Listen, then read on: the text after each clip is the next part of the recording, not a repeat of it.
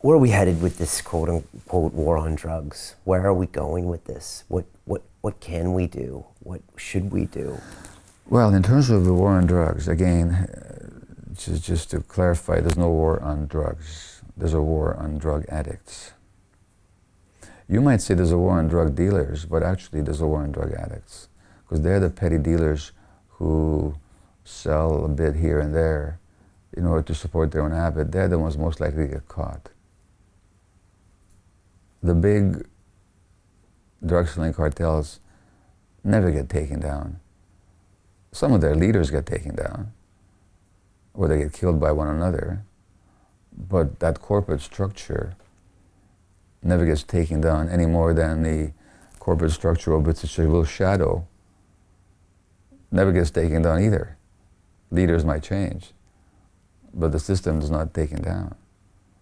So take something like, and I don't want to malign the wrong company here. It's either Purdue or Pfizer. I think it's Purdue, but if it's Pfizer, I apologize to Purdue, okay? But they marketed OxyContin in the States as a non or less addictive alternative to other opiates, knowing full well how addictive the drug was. As a result, hundreds of people died in overdoses.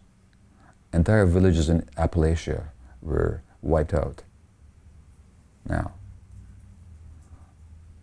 they sell I don't know how many billions of dollars worth of narcotics every year.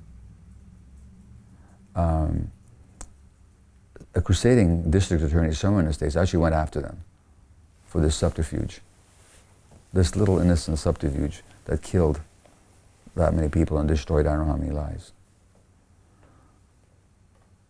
They paid an $800 million fine, which they could take out of their left hip pocket. Nobody went to jail. Nobody. Now, if you sell an ounce of heroin in the streets of London, you're going to go to jail. So, what war on drugs are we talking about? First of all, you know. And there's no end to sight in that. There's no end to sight. Now, is there no rational solution? Yes, there is. So, first of all, we decriminalize the possession of drugs for personal use, as has been done in Portugal. And all they've seen is a slight reduction in drug use, no increase at all. And a lot more people in treatment, and much less criminality around drugs. Number one. Number two, here in the UK, you've had successful clinics that, just as we do have one in Vancouver, where people are prescribed and administered, or not administered, but self-administered heroin. Pure heroin, not adulterated by fentanyl, which in North America is killing dozens of people every day now. Yeah, how bad is that? Well, it's terrible. You know, the fentanyl is 100 times as powerful as heroin or as morphine, and so therefore it takes very little bit to kill you. Now, what if we actually prescribe pure heroin to people under supervision? They would be dying of overdoses. It's a very simple, well-documented, well-researched, successful modality that has shown benefits only in terms of diminished criminality, better relationships in people's personal lives, better health outcomes, no negative outcomes at all.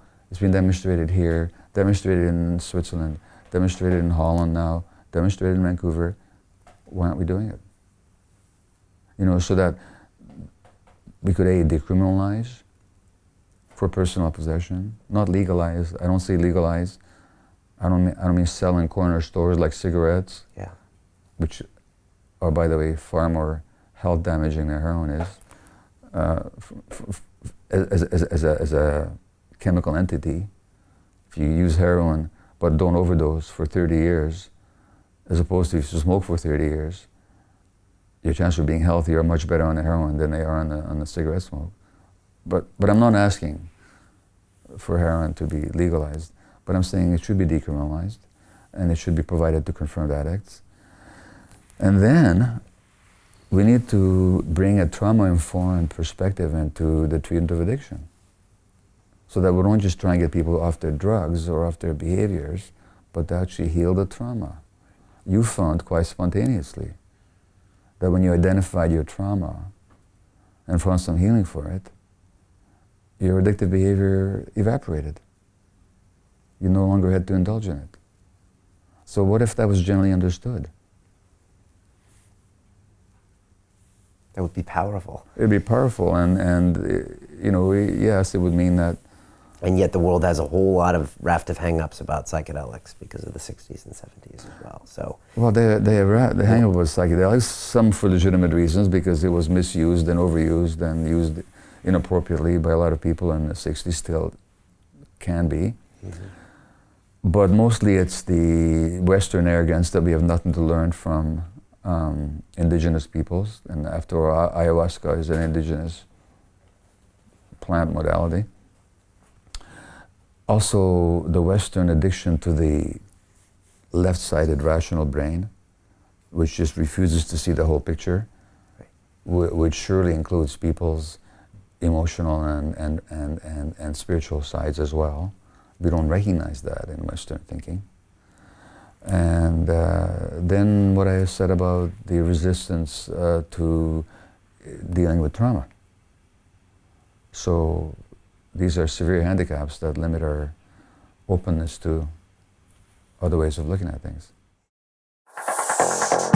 Continue watching this fascinating conversation for free by clicking on the link below to visit our website, learn from the best minds in the world, and connect with a community of passionate people building the best versions of themselves. Just click on the link below, and I'll see you on the inside.